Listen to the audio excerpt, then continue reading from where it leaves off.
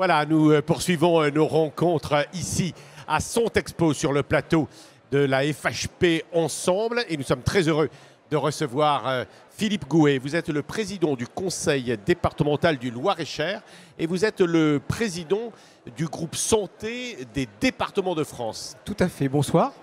Et alors je suis très heureux de vous recevoir parce que vous êtes également un kinésithérapeute d'exercice.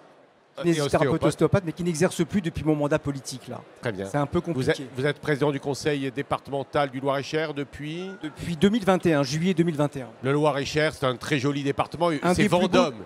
Exactement, très bien. Un des plus beaux départements de France. Oui, une très belle ville. Très belle ville. Alors tout n'est pas beau, enfin tout n'est pas parfait. Non. Et notamment d'ailleurs les questions de santé. L'accès aux soins, c'est compliqué.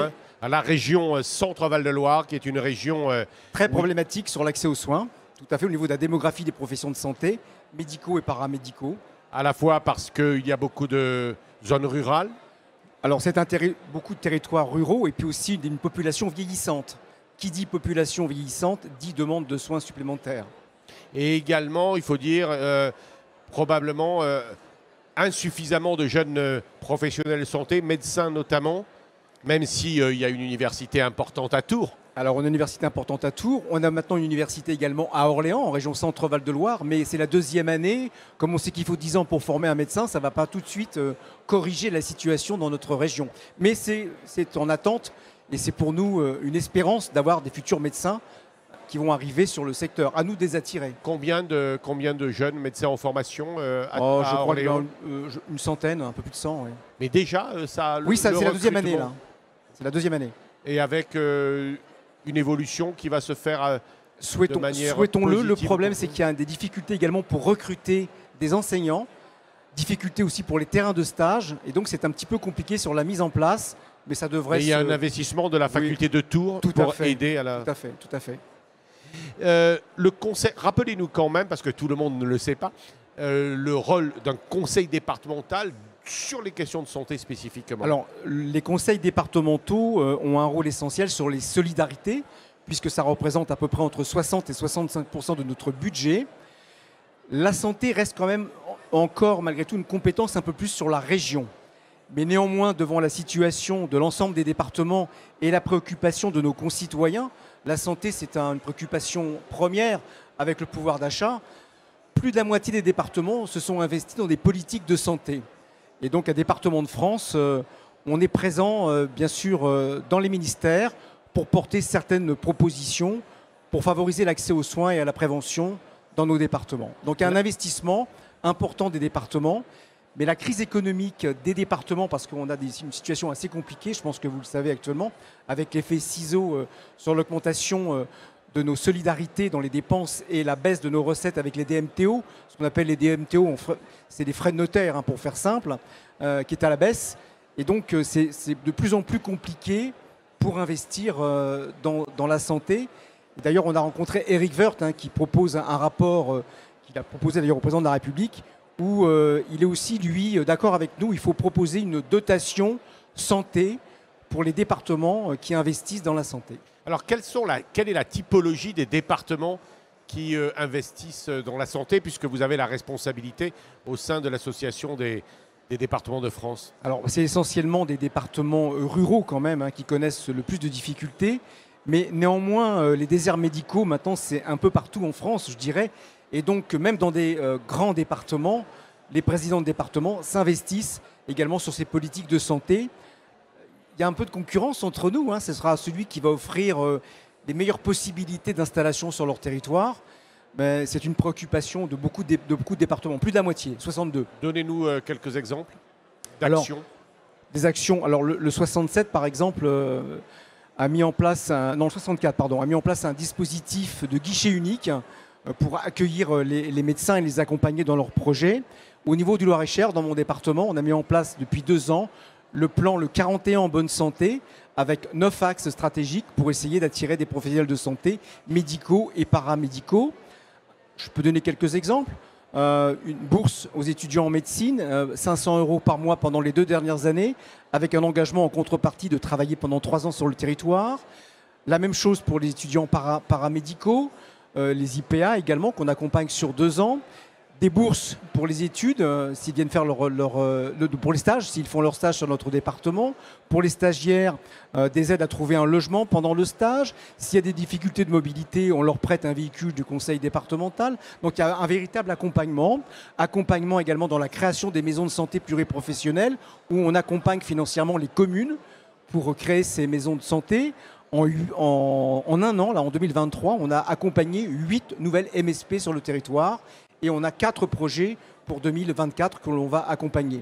Accompagnement également financier pour l'aide à l'installation du matériel en fonction du plateau technique. On accompagne plus bien sûr un chirurgien dentiste ou un radiologue qu'une infirmière parce que le matériel est quand même pas à la même hauteur du pôle d'investissement. Voilà, donc différents dispositifs. Ça représente quoi comme investissement pour vous, pour votre département? Alors, on a un investissement sur la mandature de 25 millions d'euros pour un département de 331 000 habitants. Sur un budget sur la mandature, global, sur un budget global de 460 millions d'euros. Donc ça représente quoi, 5%, je sais pas?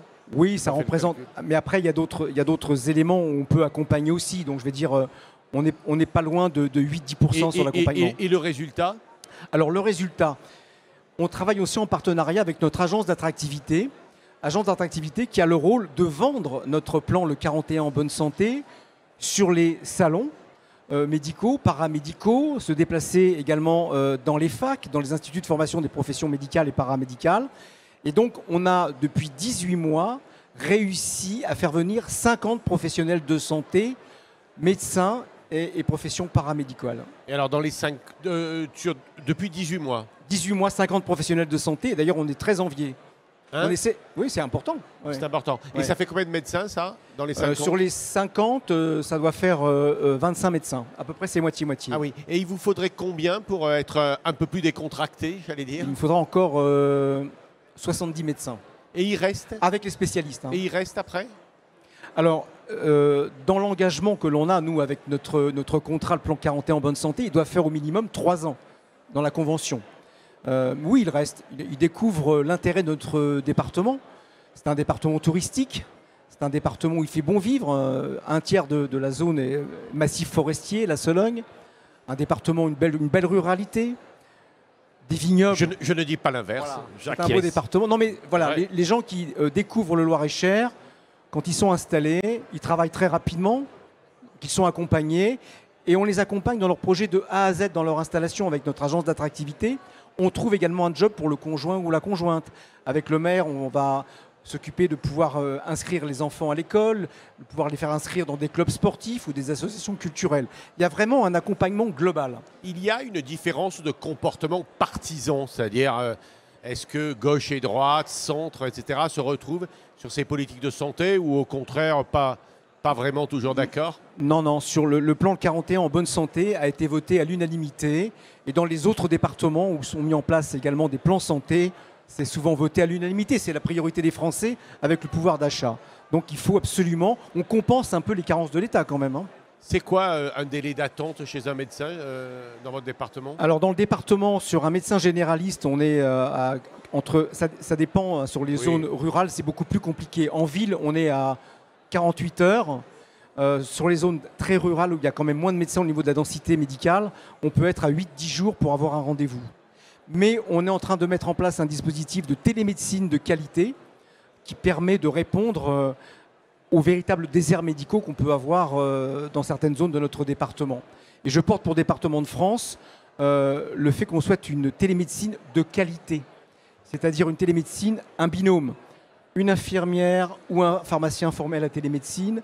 De l'autre côté, un médecin qui exerce sur le territoire national avec du matériel labellisé, une télémédecine de qualité, parce que le temps moyen de la consultation de télémédecine en France, c'est 4 minutes. Quand vous avez un patient qui a une pathologie complexe, qui est en infection de longue durée, vous ne pouvez pas faire une primo-consultation en 4 minutes. Donc on a mis en place des dispositifs où on a une télémédecine de qualité, où le médecin prend son temps pour interroger le patient et où le binôme infirmier-pharmacien participe à la consultation également. Et après, il accepte s'il y a un problème de voir le malade? Alors non, parce que souvent ils exercent sur le territoire national, pas forcément sur notre zone géographique, dans les dispositifs que l'on a. On a un dispositif quand même qui fonctionne avec une MSP, où là on a des médecins qui font de la télémédecine, qui acceptent après de prendre quand même les patients s'il y a nécessité d'un examen médical plus approfondie. Mais là, par exemple, dans les dispositifs qu'on a mis en place, les infirmières sont formées à la palpation abdominale, par exemple, guidées par le médecin. Donc ça va assez loin quand même dans le diagnostic, dans la qualité du diagnostic. Qu'est-ce que c'est PAIS et SOS Docteur? C'est pareil? Alors, c'est pas tout à fait pareil. PAIS, c'est Plateforme Alternative en Innovation de Santé. C'est un dispositif qui permet de regrouper quelques médecins sur une même zone de territoire. Et une fois par semaine, ces médecins doivent assurer des consultations non programmées qui ne sont pas forcément de leur patientèle. Ça permet aux autres médecins de pouvoir prendre aussi une journée de repos éventuellement pendant leur semaine. Et puis ça tourne à tour de rôle. Donc le département prend en charge le secrétariat de ce dispositif. Ça fonctionne bien. Bon, on a un peu de mal par contre à l'étendre sur l'ensemble de notre territoire. C'est un peu compliqué. Mais enfin, j'espère que ça va s'étendre. Aujourd'hui, pardon, excusez-moi. Je vous en prie. Le Loir-et-Cher, c'est combien de médecins généralistes? Alors le Loir-et-Cher, c'est près de 200 médecins généralistes. Et il en faudrait combien? Il en faut à votre 70 avis de plus. Hein? Il en faut 70 en plus. Ouais, et sur les spécialistes, il nous manque aussi des spécialistes. Et dans d'autres départements, puisque vous êtes le responsable de la santé à l'ADF, Oui. ça peut être pire? Comment vous vous Oui, par positionnez? exemple, si je prends la région Centre-Val-de-Loire, le Cher et l'Indre, la situation est beaucoup plus préoccupante dans ces départements, où d'ailleurs on a une durée de vie un peu moindre, parce que les gens ne peuvent... Il y a un renoncement aux soins. Il y a un véritable renoncement aux soins. Gros problème. Donc quoi, la Creuse, c'est plus compliqué. Enfin, les départements ruraux et les petits départements, c'est beaucoup plus compliqué.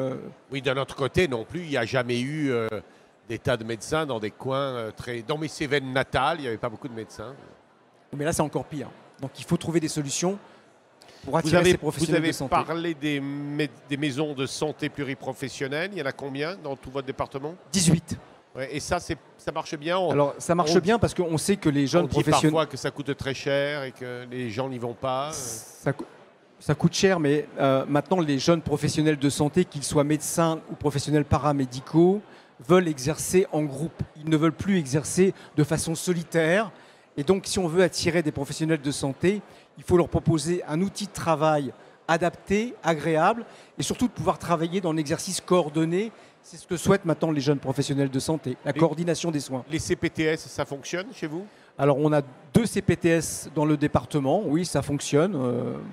Ça vous paraît apporter des résultats positifs? Alors sur le rôle des CPTS, en premier, c'était pouvoir faciliter l'accès des soins non programmés. Bon, ça a permis d'améliorer un peu la situation, mais ils sont maintenant plus axés sur la prévention. Et je pense que c'est important parce que sur la prévention, en France, on est quand même en retard par rapport à d'autres pays européens.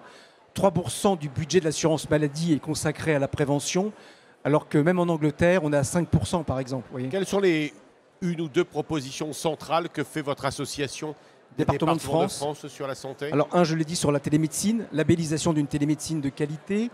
2, des propositions en attente d'avoir des médecins, de développer les formations d'IPA, infirmières en pratique avancée, en particulier des IPA dans le domaine de la santé mentale, parce que pour l'ensemble de tous les départements de France, par rapport aux enfants qui nous sont confiés dans nos aides politiques sociales à l'enfance, ce qu'on appelle l'ASE, on est dans une situation critique, avec 22 à 25% des enfants confiés qui présentent des troubles psychiatriques sévères et 40% des troubles psychologiques aussi également importants. Mais on n'a plus de pédopsychiatres.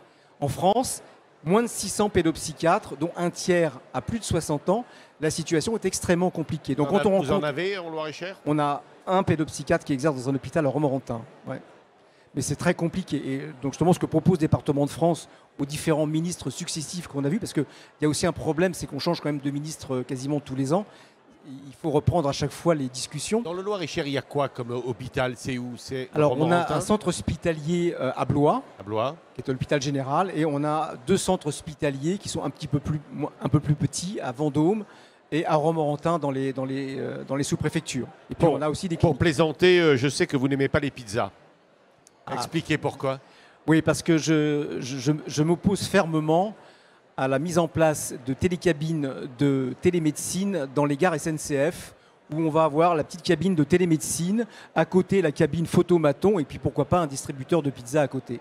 Je pense qu'il faut être raisonnable et avoir une télémédecine encadrée et de qualité. C'est d'ailleurs le souhait du ministre que nous avons rencontré récemment. Voilà, Philippe Gouet, merci d'être venu nous voir. Merci à vous. Très important et intéressant. Merci à tous et à toutes.